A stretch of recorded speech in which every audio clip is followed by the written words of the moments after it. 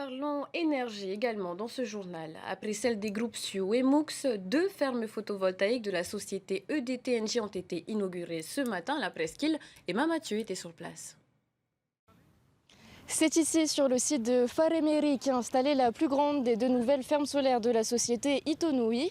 Au total, 16 500 panneaux ont été posés sur plus de 10 hectares. Et Maramanui, qui est la filiale hydroélectricité, qui produit 40% à peu près de l'électricité consommée par les Tahitiens, va demain exploiter en plus les fermes solaires, parce que Maramanui va être le fleuron des énergies renouvelables pour Engie Polynésie. À terme, le solaire dédié à l'électrification la journée et Maramanui la nuit, de façon à ce que ça soit complémentaire sur la journée de 24 heures. Ces fermes solaires font partie des 3 initiatives retenues à l'issue d'un appel à projet lancé par le pays en 2022.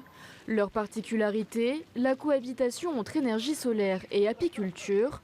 Les sites de Faréméry et Farégou incluent un programme de développement et de formation apicole. En finalité, on pourrait en mettre jusqu'à 20-25 ruches. L'idée, c'est de former nos collaborateurs pour qu'ils arrivent à comprendre l'évolution de la ruche et à avoir les périodes de production. L'idée, c'est de promouvoir le miel, mais de promouvoir tous les produits issus du miel et une possibilité de produire du nougat. 2,28 mètres de long, 1,13 de large. Ces panneaux solaires devraient permettre de couvrir 2% de la consommation annuelle d'électricité sur Tahiti. Cela représente une production de 12 gigawattheures par an, soit l'alimentation d'environ 4000 foyers polynésiens.